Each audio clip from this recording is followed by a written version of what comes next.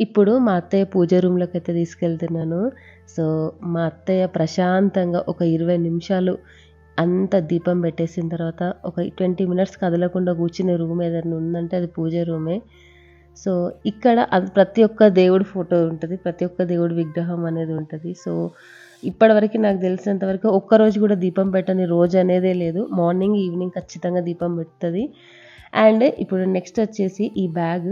ఇట్లాంటి బ్యాగ్స్ ఒక 2, 3 ఉన్నాయి. నెక్స్ట్ వీడియోలో అంటే కమింగ్ వీడియోస్‌లలో మా అత్తయ్యకి ఏవైతే పూజ సామాన్ల కలెక్షన్ నేను చూపిస్తాను.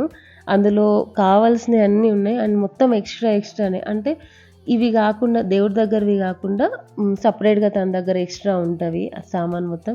ఇదొచ్చేసి కుంకుమబరిణి 18 ఇయర్స్ బ్యాక్‌ది. అప్పట్లో ముత్యం, పగడం ఇవన్నీ వచ్చేవి గదా! సో, కమింగ్ వీడియోస్‌లలో అన్నీ పోస్ట్ జేస్తాను. ఇవొచ్చేసి క్యూట్ బ్యాంగిల్స్ నాకెంత నచ్చినాయో తులసి పెళ్ళికని పెట్టుకుంటాం గదా! సో, వాటికి